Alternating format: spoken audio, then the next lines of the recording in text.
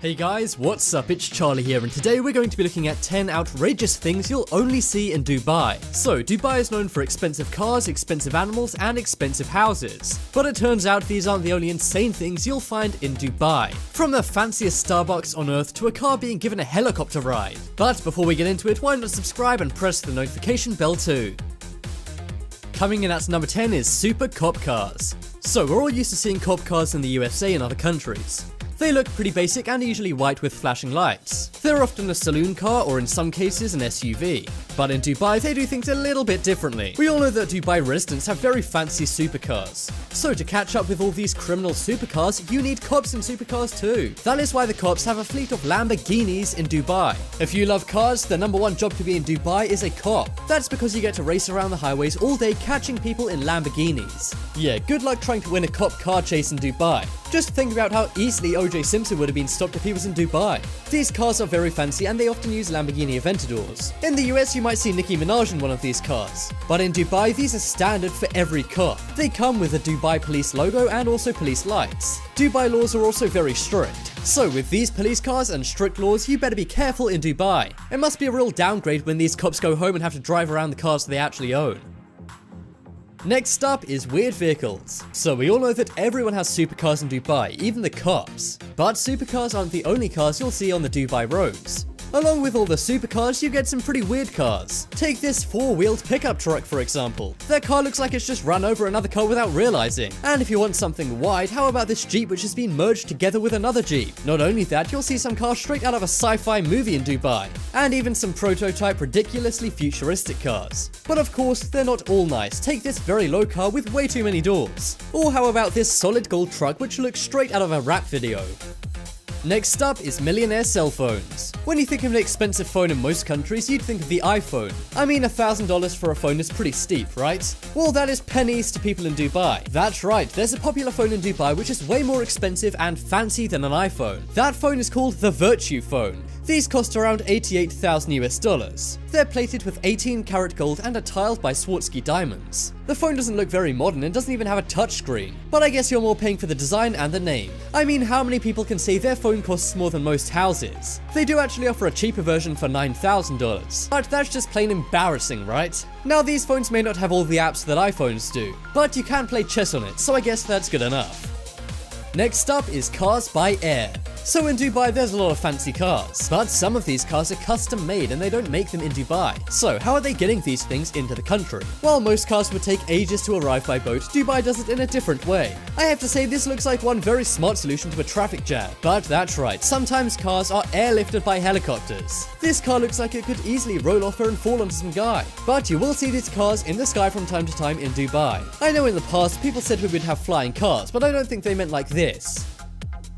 Next up is grooms wanted. So one strange thing about Dubai culture to us is arranged marriages. In the US you might take out a newspaper ad for a blind date, but in Dubai there are ad sections called grooms wanted. These are fathers who want to arrange a marriage with their daughter. As you can see, the fathers describe their daughters. These daughters are then married to grooms who apply.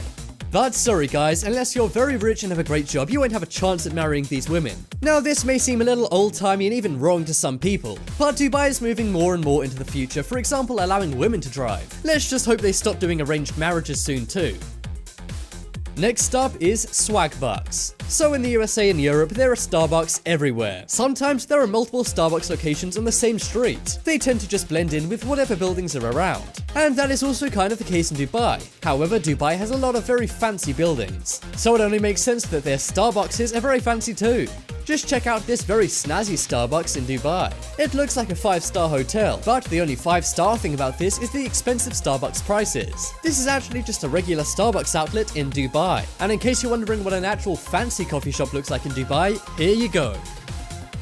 Next up is poor food. So to people on the outside, Dubai may seem like a country just for the rich. But believe it or not, there's a huge amount of poor people in Dubai as well. These are usually construction workers who are immigrants to the country. But Dubai has some pretty nice things for these poor people. For example, this vending machine of free food. On it, it says only for those who have no money to buy food or are unemployed. As you can see, it says please take one piece of food per person. They have things like rice, soup, ice cream, and bottled water. That's pretty much all I eat at home, so I guess I should move to Dubai. But really, this is a nice idea and it would be good if they had these in more countries. I'm not sure how common these are in Dubai, but the fact they exist is a good thing. Next up is abandoned supercars. So in most countries, people would take care of their supercars. They'd clean them the whole time, store them in garages, and get them insured. But in Dubai, they really don't care. In fact, many people simply abandon their supercars out on the roads. They leave them to get all dusty and old after driving them just one time. This is also the case outside airports, but for a different reason. You see, in Dubai, it's illegal to be in debt. That is why some people have to quickly leave the country, so they simply leave all their expensive belongings behind. Now, you may be wondering what happens to these cars. Some are auctioned off by the state, but some are actually destroyed. That's right, I'm sure many car fanatics out there are crying at the thought of a Lamborghini being destroyed. Next up is supercar traffic jams. So nobody likes a traffic jam. But if you're interested in cars, a traffic jam in Dubai may not be too bad. That is because sometimes there are traffic jams of supercars. There are so many supercars in Dubai, sometimes they get into traffic jams. It seems crazy there'd be this many rich people out at the same time. But this can sometimes happen on the weekends when people go out for Sunday drives. You know, I've seen a site similar to this, except replace all the Lamborghinis with Nissans and replace all the Ferraris with Fords.